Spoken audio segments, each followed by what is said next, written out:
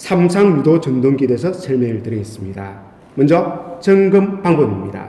삼상 유도 전동기는 3가닥이 인출되는 경우가 있고 6가닥이 인출되는 경우가 있습니다.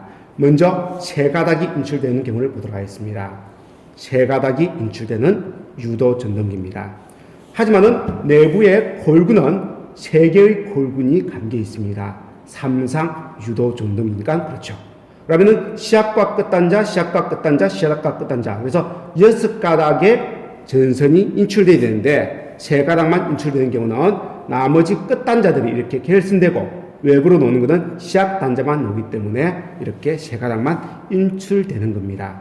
이럴 때 각 인출선 간의 장을 측정하는 겁니다. 그래서 1번과 2번 사이의 장, 2번과 3번 사이의 장, 1번과 3번 사이의 장을 측정하면 요 내부에 걸리는 이 코일 사이의 장값이 측정이 되는 거죠. 그래서 그 장이 동일하면 이 코일이 손상이 없는 걸로 이렇게 여러분들이 판단하시면 되는 거예요.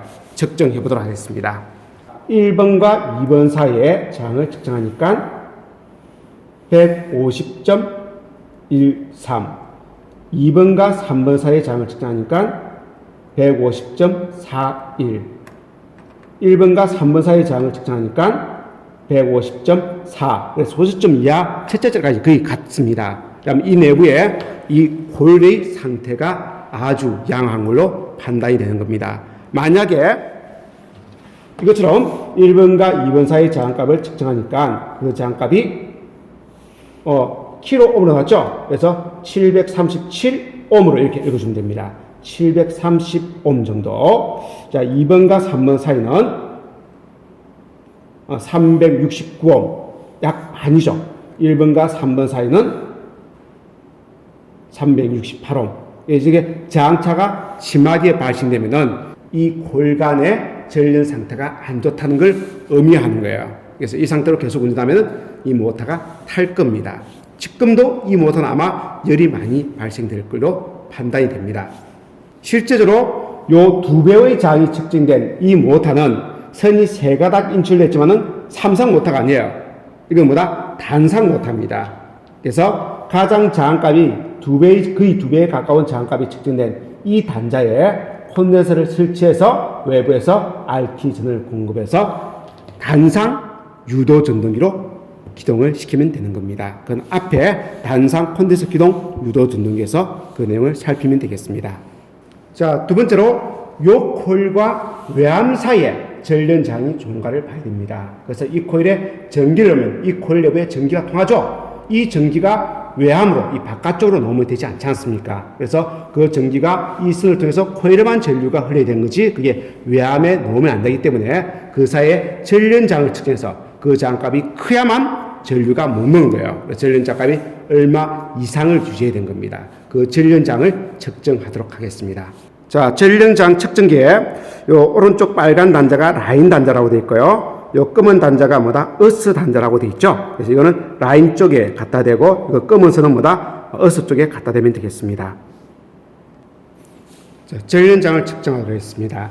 검은 단자, 어스 단자는 외암 쪽에, 외암의 금속 부위 또는 금속 부위에 갖다 대고요. 그리고 라인 단자는 코일에 갖다 대야 되는 거죠. 코일에. 그래서 코일이 이 선을 통해서 인출됐기 때문에 이 인출선에 갖다 대면 되겠습니다.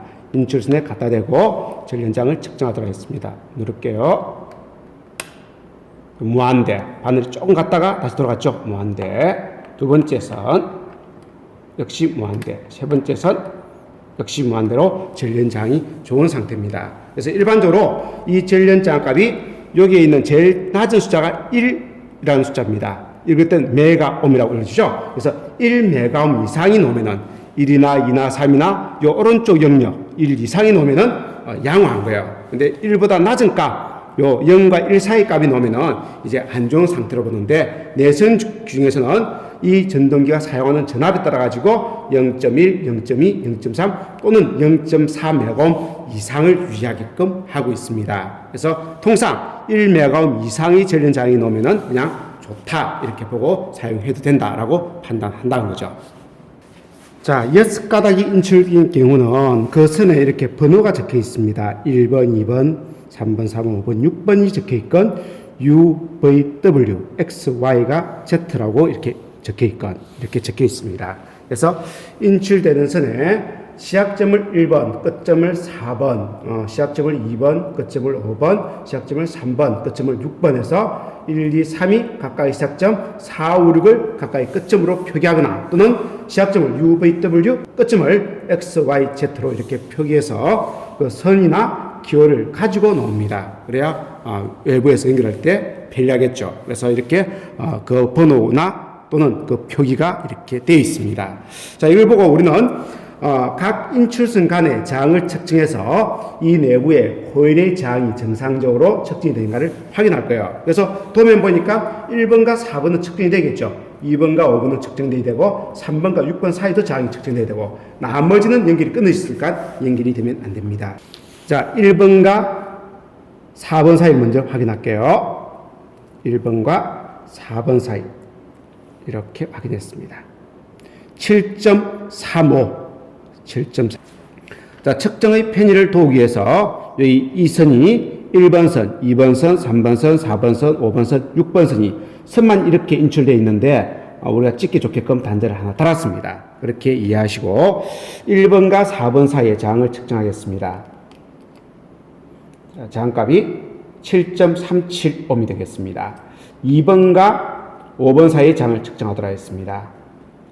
7.09ohm이 되겠습니다. 3번과 6번 사이의 저항을 측정하도록 하겠습니다. 7.39가 되겠네요. 그래서 보시는 것처럼 7.35, 7.1, 7.3 정도로 이렇게 저항의 차가 조금 생겼죠. 그죠? 이거는 모터의 상태가 조금 좋지 못하다는 걸 의미하고 있습니다. 실제 콜 간의 저항은 이렇게 저항은 무한대라고 되어 있는데 이 저항은 전륜저항을 측정해야 됩니다. 그래서 이 콜과 이 콜 사이에 전륜저항이 얼마큼 좋은가 그 전륜저항으로 측정해야 되는 겁니다. 측정하도록 하겠습니다. 자, 전륜저항 측정기입니다. 왼쪽 검은 단자가 어스 단자, 오른쪽에 적색 단자가 라인 단자가 되겠습니다. 자, 어스 단자를 1번 쪽에 물리겠습니다. 1번 선에 물리고요. 그래서 1번 콜군과 2번과 3번 사이의 콜군 사이의 전륜저항을 측정하겠습니다. 그래서 한 번은 2번, 한 번은 3번 사이의 전륜저항을 측정하도록 하겠습니다. 한 개는 1번 선, 한 개는 2번 선에 갖다 대고 전륜저항을 측정하도록 하겠습니다. 무한대가 나오네요. 3번 선에 갖다 댔습니다. 1번과 3번 콜 사이의 전륜저항이네요. 무한대가 나왔습니다. 이 콜과 이 콜, 그리고 요 콜과 요 콜 사이의 전륜저항을 측정했죠? 안 한 거는 이 콜과 요 콜입니다. 그래서 2번 콜과 3번 콜 사이의 전륜저항을 측정하도록 하겠습니다. 그래서 2번 선과 3번 선 사이의 전륜저항을 측정하도록 하겠습니다. 역시 무한대가 나왔습니다. 그래서 콜 공간의 전륜저항은 아주 양호한 걸로 보입니다. 그리고 이번에는 이 내부의 콜과 외암 사이의 전륜저항을 측정하도록 하겠습니다. 그래서 이 코일은 실제 요 인출선 내부에 연결되어 있죠. 그래서 인출선과 외암 사이의 전륜저항을 측정하시면 되겠습니다. 그래서 1번 선, 2번 선, 3번 선의 인출선을 통해서 이 코일과 외암 사이의 전륜저항을 측정하시면 되겠습니다. 자, 그러면은 어스 쪽은 외암 쪽에, 그래서 외암 이 접지 단자나 또는 이렇게 금속 부분에 물리고 나머지 리더선은 자 1번 선에 물려서 전륜저항을 측정하겠습니다. 무한대가 나오네요. 2번 선 역시 무한대입니다. 3번 선 역시 무한대입니다. 그래서 순차적으로 1번에 연결되어 있는 이 골군과 외암 사이 전륜저항, 그리고 2번에 연결되어 있는 2번 선에 연결되는 이 골군과 외암의 전륜저항을, 그리고 3번 선에 연결되는 이 골군과 외암의 전륜을 지금 확인한 겁니다. 이렇게 측정한 전륜저항 값이 1메가옴. 그래서 이 숫자를 보면 여기가 0, 1, 2돼 있죠. 그죠? 그래서 1메가옴 이상의 값이 나오면 좋은 겁니다. 근데 1메가옴 이하가 나오더라도 요 사용하는 전압에 따라서 0.1, 0.2, 0.3, 0.4 메가옴 이상이면은 법적으로 문제가 안 되는 거예요. 통상 1메가옴 이상이면은 괜찮고 1메가옴 이하면은 요 모터 내부에 전륜이 문제가 있다 이렇게 통상 봐주는 거죠. 자, 두 번째 운전 방법입니다. 6가닥이 인출 시에만 Y 또는 델타로 선택 운전이 가능합니다. 3가닥만 인출되는 경우는 그냥 내부 결선에 의해서 그냥 운전을 하시면 되는 거예요. 그래서 6가닥 인출되어 있는 경우 Y 결선으로 결선 운전을 하고자 합니다. 그러면 1번과 2번과 3번 단자에는 RST 전원을 해주고 4번과 5번과 6번은 그냥 묶어주면 되는 거예요. 그래서 1번과 2번과 3번에는 RST의 전기를 주고 4번, 5번, 6번은 묶은 이런 결선을 우리는 Y 결선이라고 이야기합니다. 그래서 실제 모터에서 보면 1, 2, 3, 4, 5, 6 돼 있죠, 그죠? 그럼 1, 2, 3에는 RST 전기를 해주고 4번, 5번, 6번 노는 인출선보다 서로 묶어주는 거죠. 이렇게 해서 우리는 Y로 운전을 해보도록 하겠습니다. 자, 1번 선의 R 전기, 2번 선의 S 전기, 3번 선의 T 전기를 이렇게 연결하고 RST를 연결하고 4번, 5번, 6번은 그끼리 묶어주면 되는 거죠. 그래서 이렇게 묶어주는 선을 통해서 4번과 5번을 묶어주고 그리고 또 5번과 6번을 서로 또 묶어주면 이 세 개가 서로 다 연결이 되겠죠. 묶이게 되는 겁니다. 그리고 전원을 공급하도록 하겠습니다. 자, 모터가 윙하고 스무스하게 들어가고 있습니다. 자, 부하가 없는 상태에서 Y로 모터가 운전할 때와 나중에 델타로 운전할 때의 차이가 안 보여서 자, 이 모터와 똑같이 내부에 콜군이 3개가 있는 것처럼 전구 3개를 그렸습니다. 그래서 요 왼쪽에 있는 이 전구가 1번으로 전구와 선 연결해서 나온 선은 4번으로 연결된 거예요. 두 번째 전구는 2번의 전선에서 들어가서 5번으로 놓은 거고요. 세 번째 전구는 3번에서 들어가서 6번으로 놓은 겁니다. 이 내부의 코일도 마찬가지로 1번에서 코일이 들어가서 시작해서 감겨서 4번으로 놓죠. 그죠? 그래서 1번에서 감겨서 4번으로 놓은 것처럼 전구 3개를 똑같은 형태로 이렇게 연결했습니다. 지금 이 전구도 실제로 1번, 2번, 3번 1번 노란선 1번, 2번, 3번에는 RST 전기가 공급되고 그리고 끝단자 4번, 5번, 6번 이 노란선에는 다 큰 멍으로 묶여있죠. 그죠? 그래서 전구도 Y계선 이 모터 내부의 콜군도 Y계선이 되겠습니다. 다시 전기를 공급하겠습니다. 그래서 이 내부 코일에 인가되는 전압이 요 전압이 인가된다는 거죠. 그 전압이 1번과 4번 단자의 전압이 내부 코일에 걸리는 전압이 되겠죠. 측정을 해보도록 하겠습니다. 실제 공급되는 전압은 222V의 전압이 공급되고 있습니다. 하지만은 여기에 공급되는 전압은 220V예요. 1번과 4번 사이에 이 콜군에 걸리는 전압은 얼마가 될까요? 1번과 4번 사이에 걸리는 전압은 127V의 전압이 걸립니다. 그래서 실제 공급되는 전압보다 작은 전압 몇 배만큼? 루터 3배만큼 적은 전압이 공급되는 것이 Y 결선이 되겠습니다. 그래서 불도 이렇게 반불 상태로 점등이 되는 겁니다. Y 결선이라 하면 시작점에 각 코일의 시작점에 1번 선, 2번 선, 3번 선에 RST의 삼상 전원을 공급하고 그 다음 그 코일의 끝단자 4번, 5번, 6번은 공구도로 묶은 것을 보이는 Y겠이라고 이야기하고 이때 공급되는 전압보다 실제 코일에 걸리는 전압 이 코일에 걸리는 전압은 루트 3배만큼 작은 전압이 걸린 걸 확인을 했습니다. 자, 이제는 델타 결선입니다. 자, 1번, 2번, 3번 시작점에 RST 전기를 주고 끝단자 4번, 5번, 6번을 묶어버리면 무슨 결선?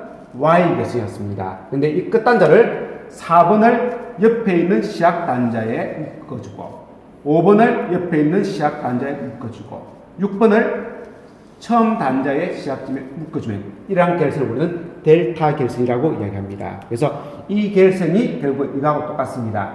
1번 단자와 쭉 따라가니까 6번 단자가 이렇게 서로 묶였죠. 1번과 6번이 서로 묶이고 2번과 4번이 서로 묶이고 그리고 3번과 5번이 서로 묶이고 3번과 5번이 서로 묶이고 각각 아까 RST를 1번, 2번, 3번에 이어준 겁니다. 이렇게 한 것이 델타 결선이 되겠습니다.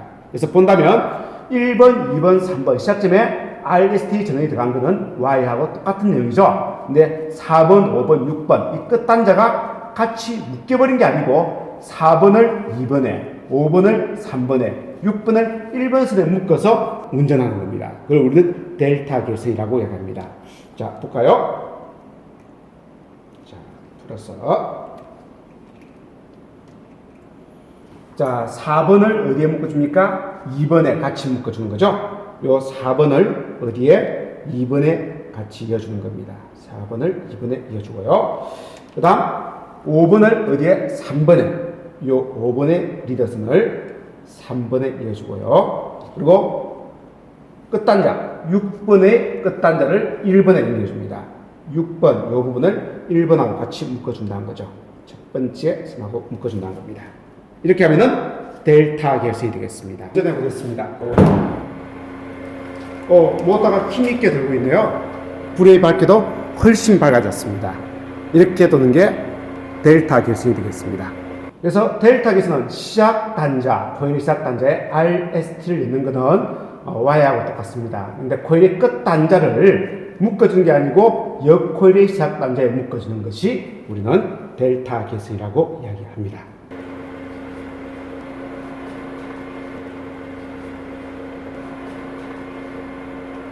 Y와 델타 계수는 비교하도록 하겠습니다.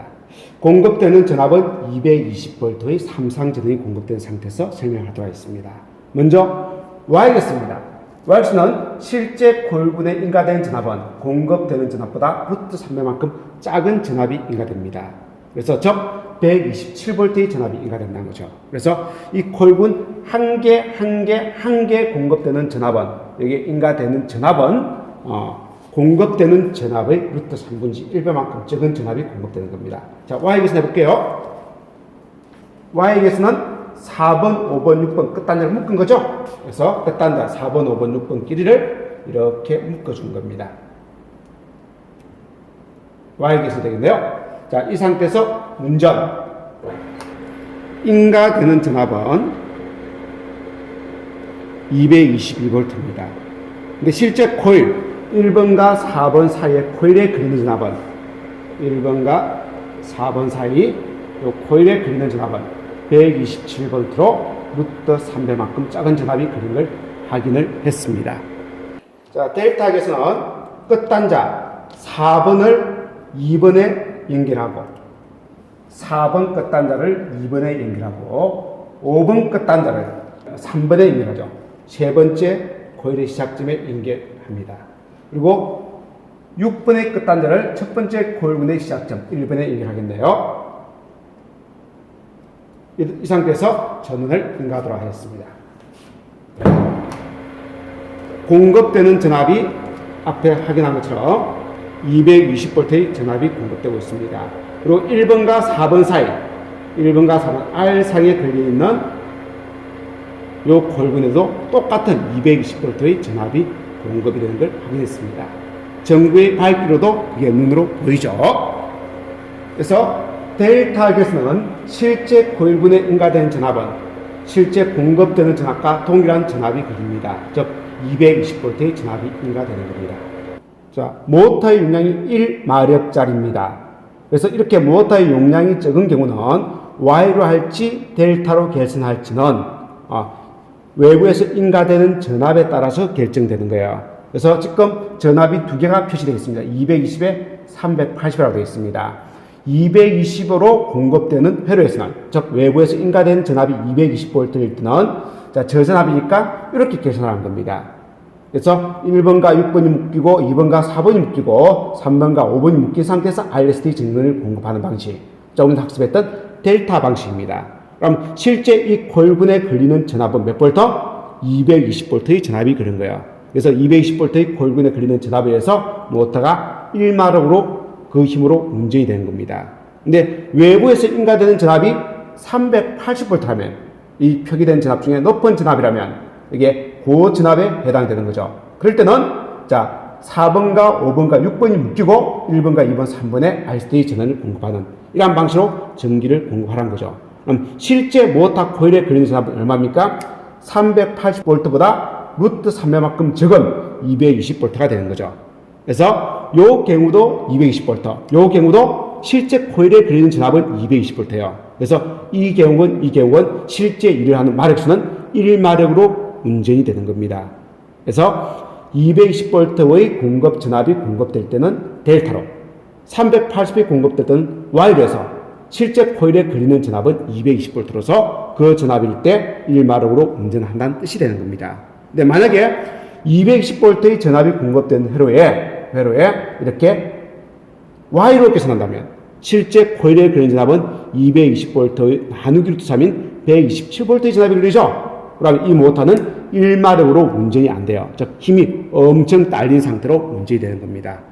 그런 이야기를 하는 거고요. 만약에 380V인데 이게 델타로 사용을 했다. 그럼 코일에 그리는 전압이 380V가 그린다는 소리죠. 그럼 실제 코일에 그리는 전압은 이 사양은 220V까지 견디는 코일한 거예요. 근데 380V가 인가되기 때문에 처음 돌리면은 1마력보다 훨씬 큰 힘으로 돌아가지만은 그 열에 견디지 못하고 조금 있다 모터가 타버린다는 의미가 되는 거예요. 그래서 회로에 공급되는 전압별로 델타로 할지 Y로 할지를 결정하시면 되겠습니다.